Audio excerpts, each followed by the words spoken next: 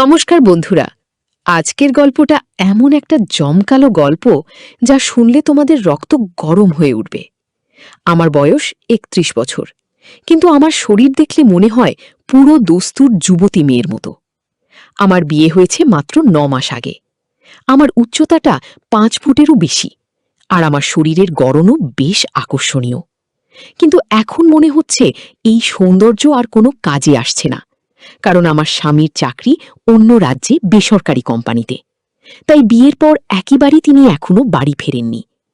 আমার শ্বশুর বাড়িতে আমার ১৯ বছরের দেবর সাগর, আমার শ্বশুর আর তার মা অর্থাৎ আমার দিদি শাশুড়ি থাকেন। আমার শাশুড়ি গত বছর মারা গেছেন, তাই আমার স্বামী আমাকে তার সঙ্গে নিয়ে যাননি, কারণ বাড়ির দায়িত্ব আমাকেই সামলাতে হবে। কিন্তু এখানে আমার মনের ভাব বোঝার মতো কেউ নেই। আমার উত্তপ্ত রক্ত ভেতরে ভেতরে ফুটছে, যাকে শান্ত করার জন্য কাউকে দরকার ছিল। কিন্তু আমার স্বামী গত ৪ মাস ধরে বাড়ি ফেরেননি, তাই আমি এখন বেশ অস্থির আর তৃষ্ণার্ত হয়ে পড়েছি। তখনই আমার নজর পড়ল আমার দেবর সাগরের দিকে। তার উচ্চতা আমার চেয়ে কিছুটা কম, শরীরও আমার চেয়ে হালকা, কিন্তু তার ঘোড়া তার শরীরের তুলনায় বেশ বড়। সাগর এখন কলেজে বেসরকারি ভর্তি নিয়েছে, তাই এই দিনগুলোতে সে বাড়িতেই থাকে। বাড়িতে আমি আর সাগর ছাড়া আর কেউ থাকে না। আমার শ্বশুরের মা বয়সের ভারী সবসময় নিজের ঘরে বিশ্রাম নেন, আর শ্বশুর বাইরের ঘরে থাকেন, তাই তিনি খুব কমই ভেতরে আসেন। আগে আমি সাগরের দিকে এভাবে তাকাতাম না, কিন্তু যেদিন থেকে আমি তার কলাটা দেখলাম সেদিন থেকে আমার দৃষ্টিভঙ্গি পাল্টে গেল। সেদিন সাগর ভেবেছিল বাড়িতে কেউ নেই, তাই সে তার ঘরে ভিডিও দেখতে দেখতে নাগদেবতার সঙ্গে খেলছিল। হঠাৎ ওদিক দিয়ে যাওয়ার সময় জানালার দিকে চোখ পড়ল। ভিতর থেকে ভিডিওর মৃদু আওয়াজ আসছিল। আমি জানালা দিয়ে উঁকি মেরে দেখলাম, আর দেখে আমার তো হুঁশি উড়ে গেল। গত ৩ মাসে এই প্রথম আমি কলার দর্শন পেলাম। নাগদেবতা দাঁড়িয়েছিল, আর সাগর তাকে হাত দিয়ে আলতো করে স্পর্শ করছিল। এটা দেখে আমার তো সেখানেই গঙ্গা জল বেরিয়ে গেল। সেই দিন থেকেই সাগরের নাগদেবতার সোয়ারি করার জন্য আমার মন মোচমোচ করতে লাগলো। সেদিন আমি আমার স্বামীকে ফোন করলাম, বললাম, এবার তুমি চলে এসো, আমার আর সহ্য হচ্ছে না। কতদিন আর এভাবে একা একা কষ্ট পাবো? আমারও তো মন চাই, আমিও তো শিশমিশ একটা মেয়ে মানুষ। তখন আমার স্বামী ক্ষমা চেয়ে বললেন, দেখো ঋতু, আমি তোমার অস্থিরতা বুঝতে পারছি, কিন্তু আগামী ৩ মাস আমার কোনো ছুটি নেই। কোম্পানিতে নতুন কিছু প্রজেক্ট শুরু হয়েছে, তাই সবাইকে ডাবল শিফটে কাজ করতে হচ্ছে। ৩ মাসের মধ্যে ছুটি পাওয়া অসম্ভব। আর মাত্র ৩ মাস অপেক্ষা করো, তারপর দেখো আমি সে তোমার কি দশা করি। এই বলে হেসেই তিনি ফোন কেটে দিলেন। কোনো রকমই সকাল হলো। সকালে আমি সবার জন্য চা নাস্তা বানালাম, আর সাগরের জন্য বিশেষ করে তার ঘরে নিয়ে গেলাম। ঘরে ঢুকে দেখি সাগর তখনও ঘুমোচ্ছে। ঘুমের মধ্যে তার নাগদেবতা একদম খাড়া হয়ে দাঁড়িয়েছিল। তাকে দেখে আমার আর সামলানো গেল না, আমি তাকে ছুঁয়ে ফেললাম। নাগদেবতাকে ছোঁয়ার সঙ্গে সঙ্গে আমার শরীরে যেন বিদ্যুৎ খেলে গেল। কিন্তু তখনই দেখলাম সাগর জেগে গেছে, আর আমার দিকে তাকিয়ে আছে। আমি তাড়াতাড়ি পিছিয়ে গিয়ে বললাম, দেবরজি, এবার ওঠো, সকাল হয়ে গেছে। সাগর আমাকে গুড মর্নিং বলে মুখ ধুতে চলে গেল, আর আমি সেখানেই বসে ভাবতে লাগলাম, হয়তো সাগর দেখেনি। এরপর সাগর তার ঘরে ফিরে এলো। তুমি এত কষ্টে কেন? আমি বললাম, সাগর, জানি না কেন সকাল থেকে বারবার পেটে ব্যথা করছে। সাগর বলল, একটু অপেক্ষা করো ভাবি, আমি পেটের ওষুধ এনে দিচ্ছি।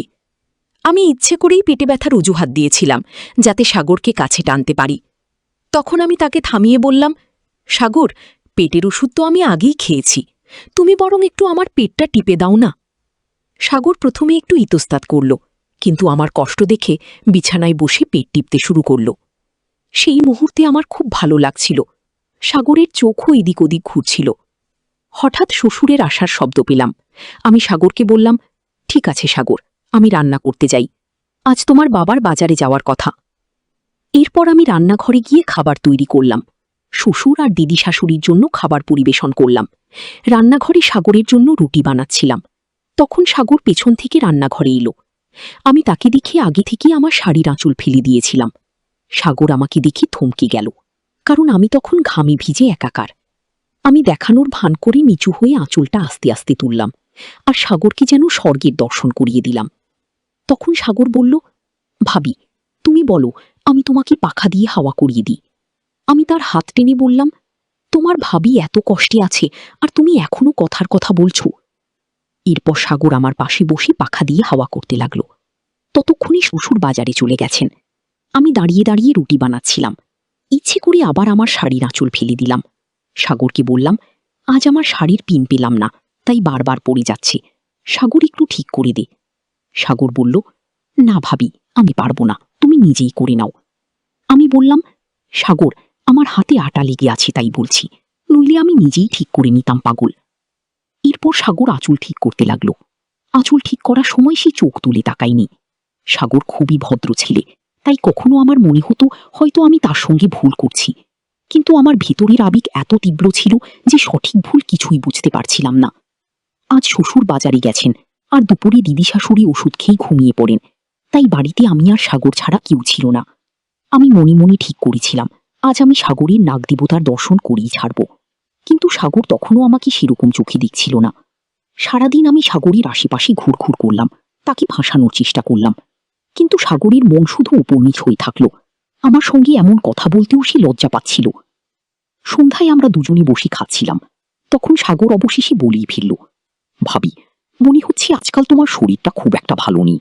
তুমি কয়েকদিনের জন্য ভাইয়ার কাছে শহরে চলে যাও, এখানে আমি সব সামলে নিব। আমার চোখে জল এলো। আমি সাগরকে বললাম, ব্যাস, তুমি থামো। গত 2-3 মাস ধরে আমি কতটা কষ্টে আছি কেউ জানি না। তোমার ভাইয়ার কোনো চিন্তা নেই, তোমারও নেই। আমাকে কাঁদতে দেখে সাগর আমার চোখের জল মুছতে লাগলো। তখন আমি তার গলা জড়িয়ে ফিপিয়ে উঠলাম।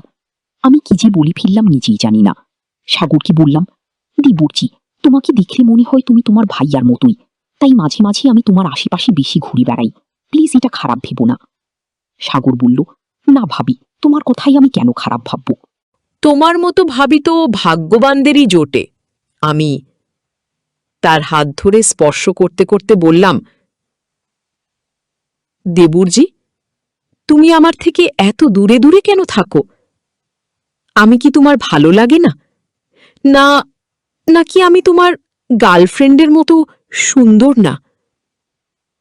সাগর বলল, না ভাবি, এমন কিছু নয়, আমার তো কোনো গার্লফ্রেন্ডই নেই। আমি তার কোলে মাথা রেখে বললাম, তোমার কোনো গার্লফ্রেন্ড নেই? তাহলে আমাকেই তোমার গার্লফ্রেন্ড বানিয়ে নাও। কেন এত কষ্ট দিচ্ছ? তুমিও তো তোমার ভাইয়ার মতোই। না সে আমার কথা শুনে, না তুমিও না।